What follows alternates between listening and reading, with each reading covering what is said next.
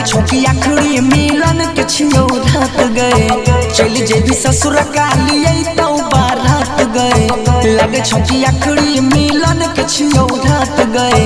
देखी देखी देखी देखी देखी देखी फोटो नहीं जीबो गए जान जोहर पीबो तोरा बिना हम नहीं जीबो गए जान जोहर पीबो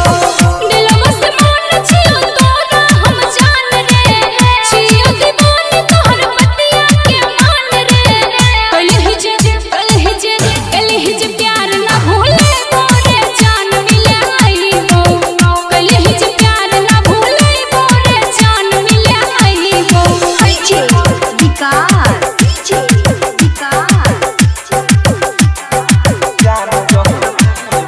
मटियार कला सीतामढ़ी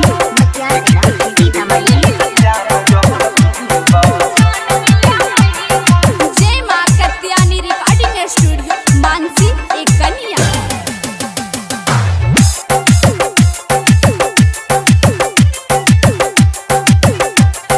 खोइन रही क्रिया के भूल गेली जान गे अचारा में लाग चल जई भी पारन गे खोइन रही क्रिया के भूल गेली जान गे अचारा में लाग चल जई भी पारन गे तोहर जुदाई हम न सह पाइबो बचपन के यार छही दिल ना दुखैबो देखली है फाटल करे जाबा के सीबो गई जान जोहर पीबो तोरा बिना हम के ना जीबो गई जान जोहर पीबो डीजे विकास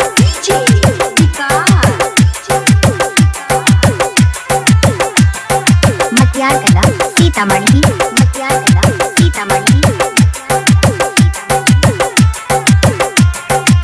देखी देखी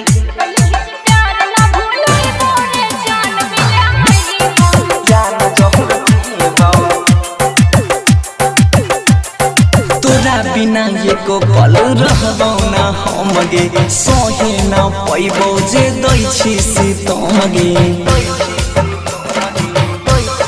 तोरा बिना एको पल रहबो ना हम गे सोहे ना पैबो जे दै छी सीतम गे बाबू भैया बन गेले कठोर रे गलती हमर नाही रिश्ता के तोर रे